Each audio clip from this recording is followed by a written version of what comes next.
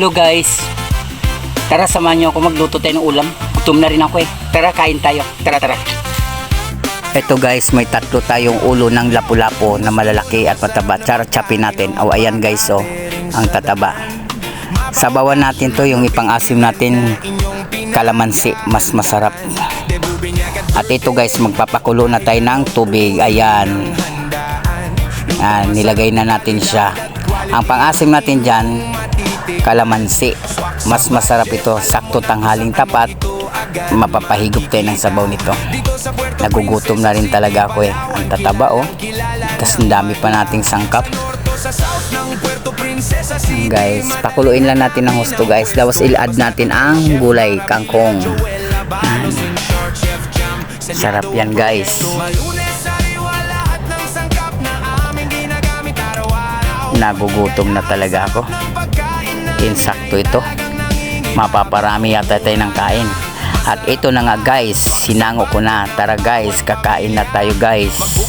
Ayan, ang taba niya. Oh, ang sarap. Oh, sabaw natin sa kanin guys. Kung ganito laging ulam natin, masarap. At siyempre guys, subo muna tayo. Ang sarap oh. Guys.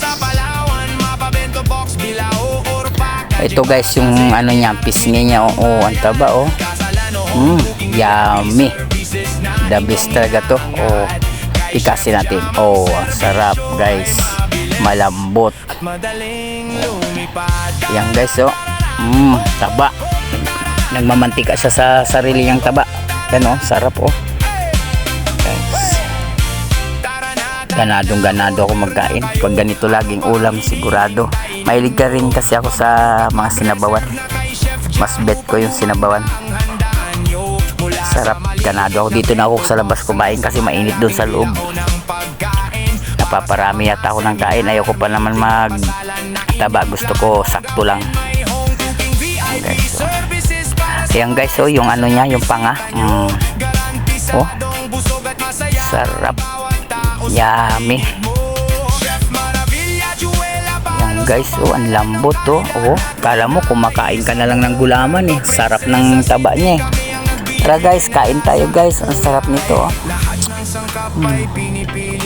Parang ayaw ko ng tigilan sa sabaw o higop ng higop. Napakasarap kasi sakto yung timplada natin. Sakto rin yung asim ng kalamansi. Ang sarap.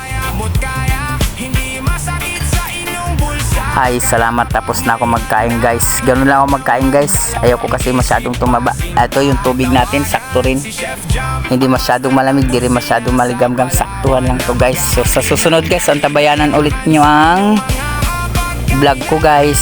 Paki-follow, share din guys. And then yung page ko na dalawa, paki-follow and share. Salamat guys. Bye bye.